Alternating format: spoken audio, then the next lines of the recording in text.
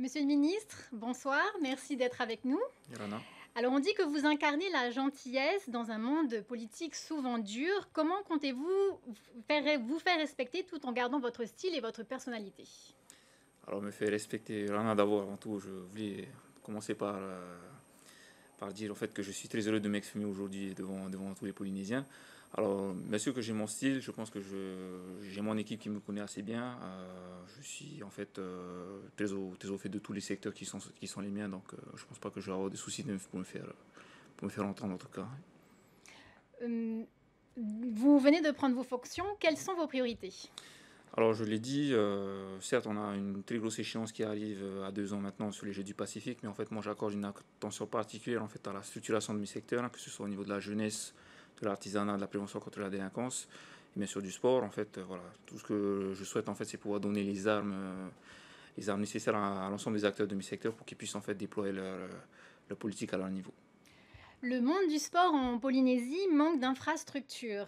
Les travaux de rénovation des sites de compétition pendant un an, justement en vue des Jeux du Pacifique, vont perturber les activités des fédérations. Comment est-ce que vous allez réorganiser tout ça? Alors, c'est sûr que le dialogue avec les fédérations doit avoir lieu. On a déjà initié en fait tous ces échanges avec eux. Je tiens encore une fois à les rassurer sur ce point-là. On a des solutions en fait à leur proposer pour pouvoir continuer en fait l'activité en attendant la préparation des Jeux. Voilà, je tiens encore une fois à les rassurer. Je suis très au fait en fait de toutes leurs problématiques et tous les enjeux qui sont liés à tout ça. Voilà, encore une fois, on est là pour construire avec eux et puis voilà, on est là pour eux.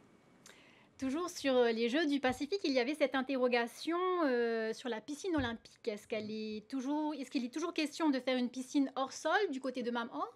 Tout à fait. Alors on est sur, bien sûr, la construction en fait d'une piscine mobile placée sur Mamao. Voilà, elle sera positionnée en fait de manière éphémère pour la durée des jeux et puis on est en train de travailler en fait sur les solutions de repli post-jeu.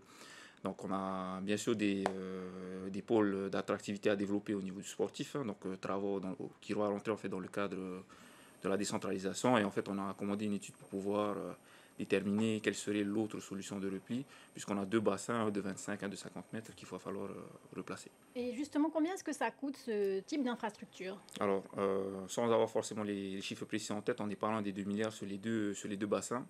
Donc, forcément, ça va constituer un héritage important pour nous par la suite, puisque, encore une fois, nous, on aimerait en fait attacher une attention particulière sur ce côté héritage en fait, des Jeux pour que les Jeux du Pacifique ne soient pas en fait qu'une manifestation sportive, que ça puisse en fait être intégré dans des politiques publiques plus globales, notamment sur le sport de masse, pour pouvoir dynamiser en fait le tissu sportif polynésien.